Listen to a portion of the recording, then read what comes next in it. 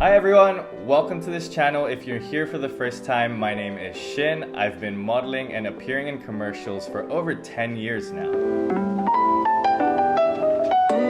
I wanted to start a video series just sharing a little bit about the different real-life experiences from being a part of these different projects over the years. Growing up, one of my childhood dreams was to be an actor.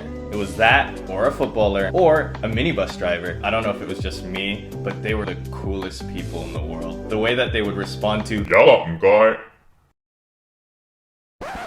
Anyways, how did I get started in modeling? My first experience in modeling was when I was about 9 years old. My mom found an opportunity for me to cast for a U2 Kids campaign, which is a clothing brand in Hong Kong. I went to the casting and I somehow got the job. For me, it was the first time I had the experience of being in studio, having a whole bunch of different crew members, and I just felt like a celebrity. It was about an 8-hour shoot and they were gonna pay $8,000. I thought, yes, I've made it. I can look after my family for life. They don't even worry about a thing. Unfortunately, as a 9-year-old, you don't realize that $8,000 gets you nothing. So I guess that's really the first professional experience of modeling I had. I didn't realize how big that campaign was. I ended up being on buses, storefronts, and on the bags. So after that experience, I was wondering when my next big break would be coming. Unfortunately, that big break never came until I was 16 years old. One day after school, me and my friends were hanging out in Times Square. We were just walking around, exploring the shops, and I had noticed this lady seemed to be following us. It got to the point where we would see her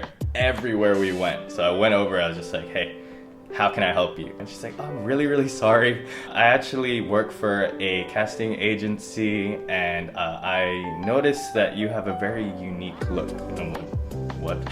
My job is to go out and look for people who would be suitable to be in a commercial that we're shooting. She gave me her card. I will never forget this business card. It was hilarious. On the front of it, it said, "We don't believe in pretty faces and we don't believe in ugly faces. We only believe in unique faces." You know, you're a teenager, you have your insecurities. It was just kind of confusing because I didn't know how to receive that. I was like, is there something weird and off about my face? Shortly after that, I made time to go to the casting and I secured my first ever TV commercial, and it was for Pringles. And here's how it went.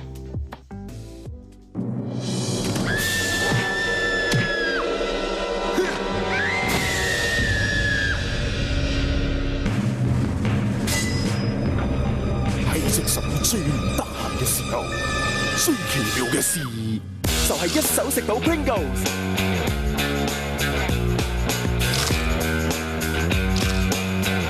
全新 Pringles Easy 分包裝，俾你一手就嘆到最好味嘅 Pringles。全新 Pringles Easy 分。And that's pretty much it. That's all I did. I felt like I didn't really have to act. It was pretty much what I did at the time. We weren't actually playing. It was just someone flapping a light and then putting like a cardboard box in front of it so it looked like a TV was flickering. Here are the lessons that I learned from that advert. Number one, you spit out the food that you're advertising. For me at the time, I was like, cool, free chips, lots of it. I'm gonna eat as much of it for free because it's free.